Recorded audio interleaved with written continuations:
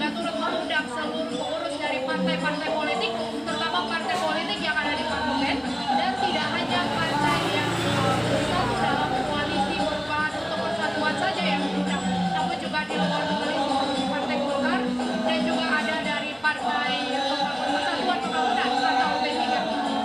Tentu di balik penyelenggaraan buka bersama ini, Vera ada juga pemirsa, ada pesan yang akan disampaikan oleh Partai Nasdem, yakni pesan persatuan, pesan kesatuan dengan memanfaatkan momentum Ramadan atau bulan suci ini. Artinya, melalui pelaksanaan buka bersama ini, Partai Nasdem ingin mengajak seluruh pengurus-pengurus, seluruh jajaran fungsionaris partai politik untuk bersama-sama menuju kemenangan dengan memanfaatkan momentum bulan suci ini. Namun kemenangan yang dimaksud bukan hanya kemenangan untuk memenangkan kursi pada pemilu nanti, namun kemenangan untuk bersama-sama memajukan Indonesia, kemenangan untuk bersama-sama menyelesaikan berbagai isu-isu global. Inilah pesan yang akan disampaikan oleh Partai Nasdem di balik gelaran dari buka bersama yang digelar pada hari ini. Untuk sementara demikian, Vera. Pimpinan partai politik. Namun, bicara soal koalisi, baru Partai Nasdem, Partai Demokrat, dan Partai Keadilan Sejahtera yang selangkah lebih maju dibanding koalisi lainnya. Koalisi perubahan yang sebelumnya digagas Partai Nasdem, Demokrat, dan PKS kini berubah nama menjadi Koalisi Perubahan untuk Persatuan. 3 parpol yang bergabung sudah bersepakat. Tiket Anies ke istana pun sudah di tangan. Tiga-tiganya berhimpun kemudian menandatangani dokumen yang menunjukkan dua hal, satu formalitas, yang kedua adalah kolektif. Gitu. Nah, karena itu yang paling penting hari ini adalah dengan begitu maka dapat dikatakan Pak Anies sudah memiliki tiket yang cukup untuk menempuh langkah-langkah selanjutnya. Gitu. Hari ini adalah akad nikah Koalisi Perubahan untuk Persatuan, Partai Nasdem, Partai Demokrat, Partai PKS bersama mencalonkan Mas Anies dengan sekian prasyarat-prasyarat yang sudah kita sepakati. Setelah tiket capres di tangan, lantas siapakah sosok yang akan mendampingi Anies Baswedan dalam pemilihan presiden 2024? Itu tugas yang diberikan oleh capres kepada kami tim 8 untuk mematangkan itu, untuk melakukan proses penjaringan, mendiskusikan itu dalam banyak variabel metodologi mekanisme. Satu, tentu sebangun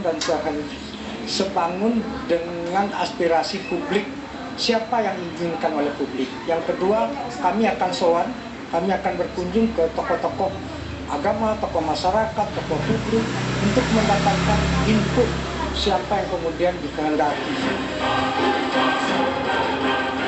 Memang hingga kini Anies Baswedan belum menentukan pasangan untuk menemani langkahnya di pemilu 2024. Sejumlah nama sempat santer disebut masuk bursa untuk mendampingi Anies.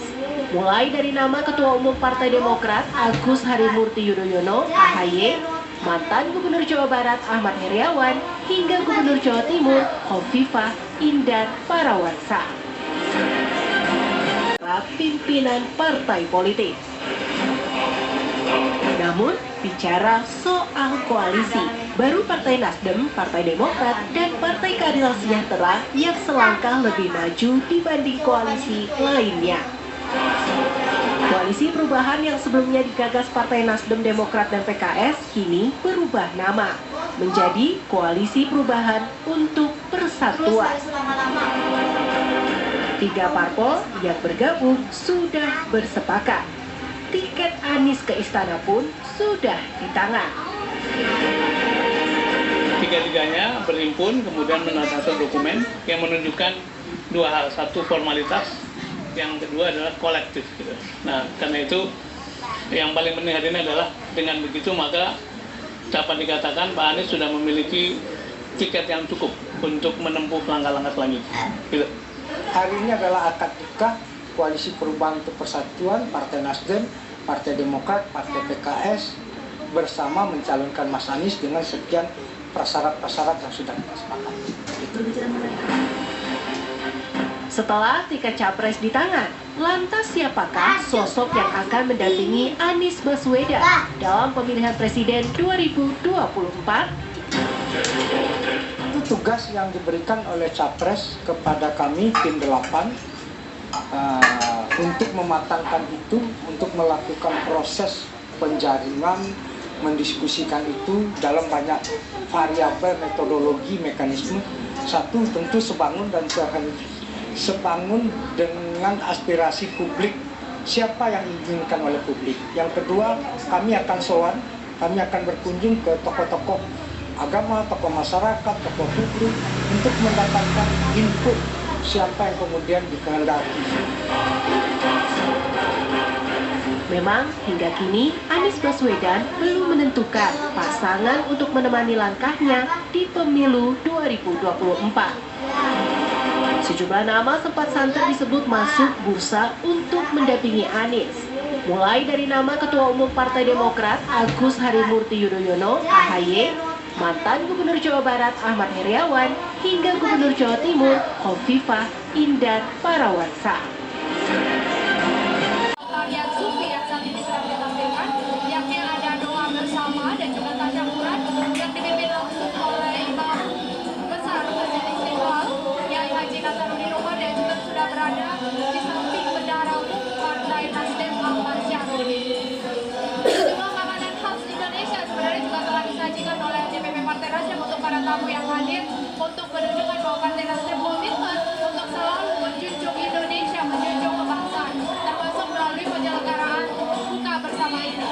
Menarik sekali jika kita lihat penyelenggaraan buka bersama ini karena Partai Nasdem menjadi partai politik pertama yang menggelar buka bersama, tidak hanya mengundang internal dari partai